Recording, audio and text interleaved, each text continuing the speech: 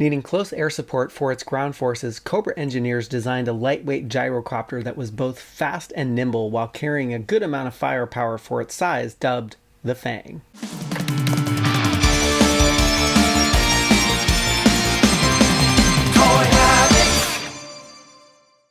Hey everyone, welcome back to Toy Habits, and today we are doing an unboxing and taking a detailed look at the G.I. Joe Retro Collection fully armed Negator gyrocopter, otherwise known as the Fang. And we are also reviewing the generically named enemy pilot figure in a body part by body part deep dive, so let's get right to it. And let's first start out by looking at the box, and the Cobra F.A.N.G comes in the G.I. Joe Retro Collection vintage packaging, and this packaging looks nearly identical to the vintage packaging that came out in 1983, aside from a few paint app details. Of course, the pilot is different and the yoke stick is a little bit different, and here the engine is straight, and in the vintage one it curved out a little bit. And this package looks amazing. You have the G.I. Joe tricolor logo at the top. You have the Cobra enemy symbol, and I love this little window display where you can see the enemy pilot there. And on the sides of these boxes, it's pretty basic. We see the Cobra F.A.N.G toy with the G.I. Joe tricolor logo and the Cobra enemy symbol and the title Cobra F.A.N.G. So really not much going on the side of the box, but it's there. And looking at the back of the box, we see some product shots of the actual Fang, but buyer beware, sometimes these are prototype shots and the actual Fang may look a little bit different with respect to the paint app, and you actually see the figure here dubbed the Cobra Pilot, which is a really generic name. And at the bottom here, you kind of have a useless file card because this file card is translated into 4 other different languages, so there's really not a lot of room for backstory on these particular file cards. Now I am going to take this out of the box here so you can see what comes in the box and what you might need to assemble here. So taking a look here, we have the Cobra F.A.N.G and it is packed in these little plastic strings to keep it safe. So you do have a little bit of assembly, and it looks like you have my worst nightmare. You have to apply the stickers to this thing, and here is the sticker sheet here, and they are very tiny, and I am seriously considering paying somebody to put these stickers on because I am so scared that I'm going to mess these things up, but we'll see how I do. And also inside the box you have this blueprint looking piece of paper, and it's really the instructions on how to put this thing together, which seems very easy. The rotor goes on top, the bombs go on the bottom, and you have the dreaded sticker sheet application instructions, which I am dreading, but I can do this. And I just turned around the box for a quick second so you can see how the figure is packed in here, and he's just tied down with these same little plastic straps that the Fang is tied down. So you have to do a lot of cutting to get these things off, so I will be back in a moment. And now that this is out of the box, we can take a look at its individual pieces. So before I put this together, we're going to take an up close and personal look at the body of the Fang, the rotor, the bombs, and the missiles, and also do a review on the figure. And before I get too far ahead of myself, I'm going to go ahead and place those stickers on the bombs, the missiles, and on the Fang. So I will be back in a moment. And one sticker tip that I'm going to give you while placing the stickers on these red missiles is to actually mount one of them on the side here so you can actually apply them precisely the way that they are supposed to be, because they are already mounted on the side here. So I'm just checking the reference point, and I can use a pair of tweezers here and just apply the sticker like so, and boom, it looks great mounted on the side of that missile, and you're sure to line everything up correctly if you do it this way.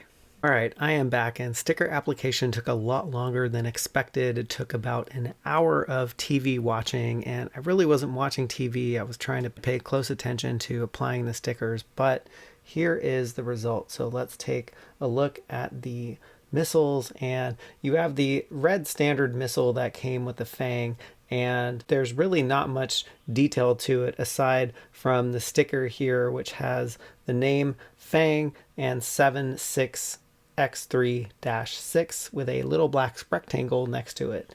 And you can see the fins on the back of the Fang, and there are 4 of them, and the little holes that plug in to the ports on the Fang so you can mount them on there.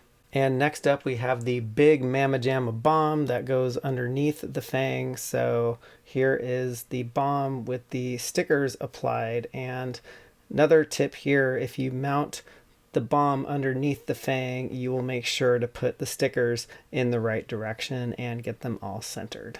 And next up we have the rotor, and there are a lot of stickers to apply on this one. And let me just zoom in really close to here, and you can see that there are 3 stand clear stickers, and you can put these red stickers on the end here. And the rotor has some nice sculpting detail on the top. It looks very mechanical, and I do love the way it looks, and I can't wait to put this on the Fang. And before we take a look at the body of the Fang, let's just start putting this thing together. So the rotor snaps in up top, and these little bombs go underneath the Fang here in this 2 slots here, and you can push those in, and these missiles go over here on these skis, and I'm just going to apply 1, and through the magic of editing we can have all of those applied in a second. And voila, we have the completed Fang with all of the stickers applied, all the missiles and the bombs attached, and the rotor attached. So let's take a closer look at each part, and what we're going to do is just zero in on some of the cooler parts of the Fang in this next segment.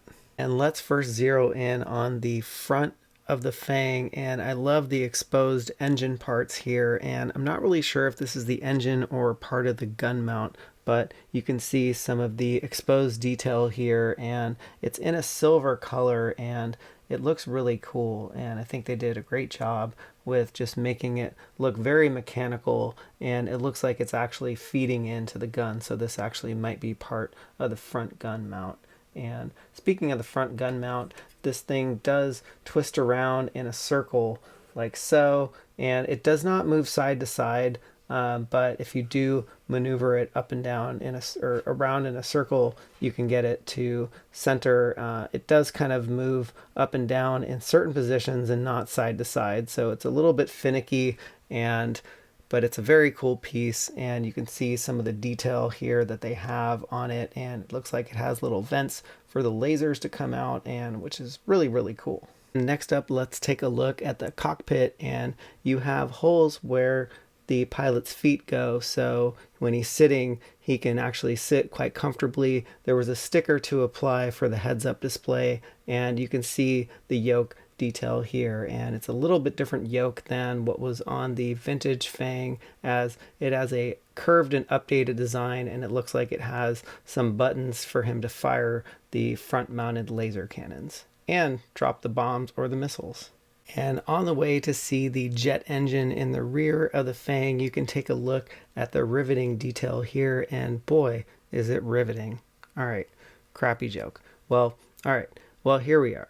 We have the jet engine in the back here, and I love the way that this is designed. I love the holes here that just give it a lot of depth and dimension. You have some hoses coming out of the back, and it just looks very mechanical, and I love the riveting detail that you have here, and you do have some hoses coming in there, which you have the danger hot exhaust sticker applied here, so it's hot, don't touch it. And in the rear of the Fang, you have another rotor that is a small rotor back here, and I wish this thing actually spun. You just kind of have to put your finger in there if it can fit, or put something else in there to make it turn, but I wish it would turn when the main rotor was spinning, because that would add a very cool effect to the Fang.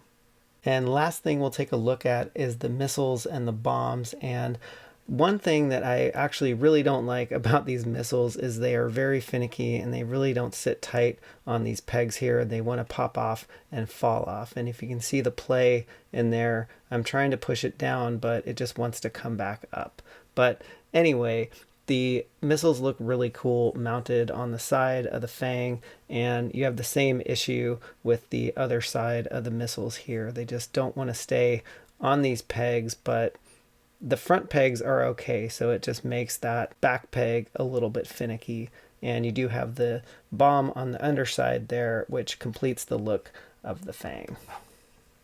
And let's first take a look at the Cobra pilot's head sculpt, and the figure comes packed with a helmet that's removable, and the helmet is really well done, and you see some defining lines that they've added here. And if you take the helmet off, you can actually see the head sculpt of the figure. So let's zero in on that next. Now, I really didn't know what to expect when I took the helmet off, and I thought that this Cobra pilot would just have a regular mask on like just your regular Cobra soldier, but he actually has a really nice hair sculpt, and you can see the mask and the straps running around to the back of the figure here, and it just looks really, really cool. They've given him a really nice hair sculpt and a really natural looking head. And taking a look at the mask itself, you can see some lines in the middle of it. I do love the silver face shield, and the vents on the side are also colored silver, and you have a tube that is running down in the chest. And take a look at this. It actually comes out, which is very cool, very unexpected for a figure of this size. And next up, let's zero in on that vest. And all I have to say is there are layers of texture and sculpting on this vest. So let's take a look at this faux gun that is sculpted on his vest there. And I don't think you can remove it. No, you can't. I just tried. And you can see the red strap detail here, and you can see a lot of great textures on this vest if the light hits it right. And what's even cooler is that this piece is removable, so you can also see a Cobra symbol that is hidden underneath the vest. One more thing to note is the belt is also attached to the vest here, so it is one piece and it is removable, but I'm really not sure how to take it off without breaking the figure. But the belt looks really cool. There's some silver detail here, and you do have some pouches. And if we take a look around the side, I do love the straps on the back and all the riveting detail that you see back here. I think the design of this vest is really cool all the way around from the back to the front. And next up, let's take a look at the arms, and the arms are both the same, so we'll just take a look at one of them here, but you can see the little bit of texturing that they have on the pouch detail here on the bicep, and you can see a little timepiece here on the wrist, and it's pretty much a basic arm that they've added a little bit of detail here just to make it pop. And next up, let's take a look at the legs, and the legs are very different from each other, and what looks like he has a comms piece attached to his right leg here. And another surprise that I've seen on this figure is that he actually has a removable gun and a holster on the side here. So I do love the side piece and the fact that it's removable. It just adds to the playability and displayability of this figure. And you also have some strap detail here for the holster. And moving down to the knee pads, I do love the way that they're designed. It's more of like a diamond square shape, and you can see some of the detail that they have in these knee pads that just make it really pop. And moving down to the boot, you have a really nice boot, and you can see the lace detail here, and they did put some shoe detail with some tread for this particular figure. And overall, I think this figure looks really amazing from the bottom all the way to the top. And next, let's take a look at the articulation that they have on this enemy pilot. And his head rotates up and down, but what you will notice is that his hose is attached to his vest, so that limits the movement here. His head also swivels from side to side, which you run into the same issue with that hose attached to his chest. His shoulders articulate like a normal G.I. Joe figure, as well as his elbows, and his wrists also articulate as well. And he does swivel from side to side at the waist, but you will run into issues with him running into his vest here, so that limits the articulation there. And moving down to his legs, he does swivel at the upper thigh. He has a knee bend, and his shoe actually rotates, which kind of creates some posing problems because the shoe articulation is a little loose. And finally, you can actually take the shoe off, and he can articulate here at the boot.